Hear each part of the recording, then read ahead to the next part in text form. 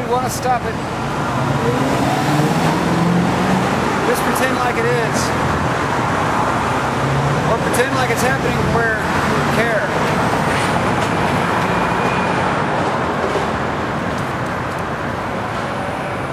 Get some of this message.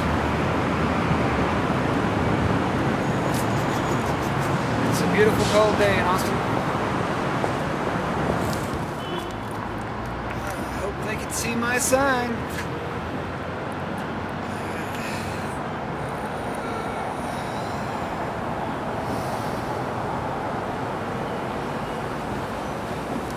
How's it going, folks? Joe Zamecki here, proud Texan, proud human being in opposition to the war that doesn't need to take place. And I'm here today in a peaceful country that's quite wealthy, where we have freedom of speech. And I'm going to utilize my freedom of speech by saying, stop the war! We don't even know what we're fighting for. Men, women, and children are dying and lying in the mud and the blood. Stop the war.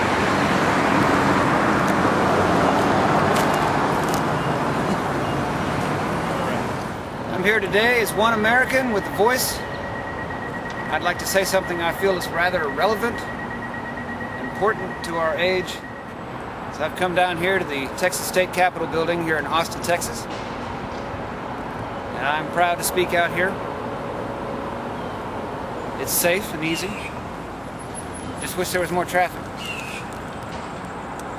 I don't know why I didn't make a picket sign like this years ago.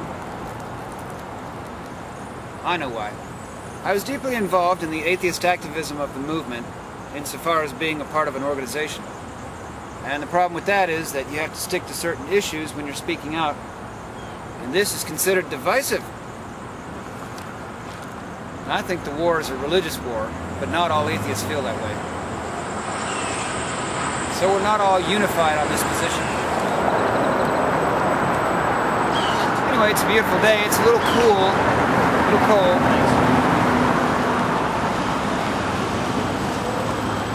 Colors. The more I learn about the war, the more I realize it's totally wrong and immoral. I wouldn't want to support it, but my taxes go there. And that's just wrong. We Americans are forced to finance the war. And if I can do nothing else, I can do this. No waste of space or time. Free speech is important, but this issue is really important.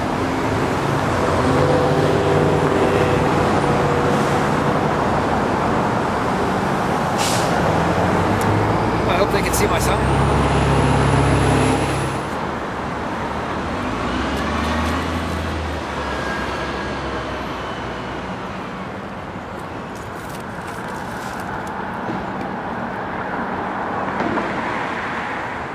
Recently, we've gotten involved in Cambodia again. Wait, not Cambodia, Pakistan. Well, we're not supposed to be there fighting, and we are. We're not supposed to be there killing people, and we are. It seems to be an important strategic country to our war in Afghanistan. It very definitely seems like a religious war. All throughout Iraq, and Iran and Afghanistan and Pakistan and other countries. It seems to be the Muslims versus the Christians and Muslims versus Muslims. We started a civil war in Iraq between Muslim denominations. And they're still fighting that war today. And our president has recently announced we're going to be pulling out of Iraq during the civil war that our military started. I don't think that's right. We shouldn't have started in the first place, but to leave them embroiled in civil war because of what we did to their country, that's just wrong. By destabilizing it, putting up a puppet government, same thing with Vietnam. Our government just did not learn from Vietnam. Think about it. What could be a more egregious violation of state-church separation than for our taxes to be used every day to buy bombs to be dropped on the homes of innocent Muslims around the world by Christians? And I'm constantly hearing about how our military is so diverse. I was in the military. It's a Christian military. they tolerate other people. We are involved in a religious war around the world on several fronts, and I am brave enough to admit that. And I don't take sides, I just think it's wrong for us to have to be involved by having to fund the war. That's one reason why I'm here to say this to everybody, not just the government.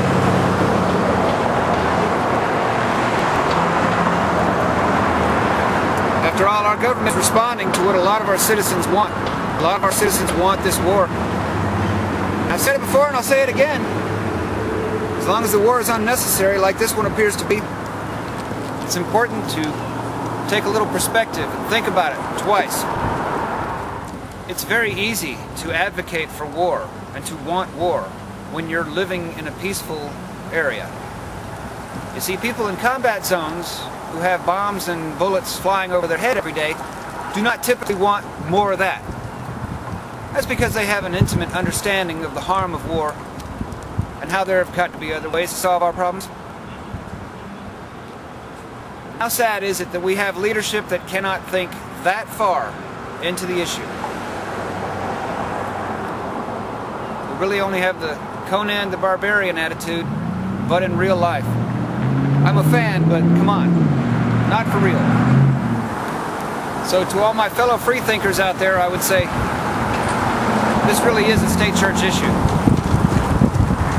And our society is bettered when we speak out against state-church violations in general.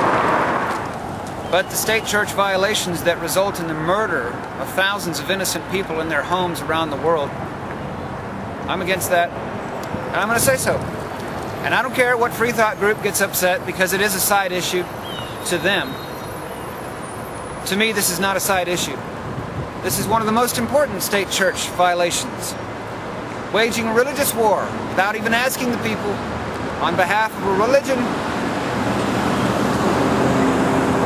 Many other reasons, of course. Religion is not the only reason. Power, greed, fun. There's also the fact that all weapons have a shelf life. If you don't use a weapon, even if you do use it, it will eventually become useless due to age.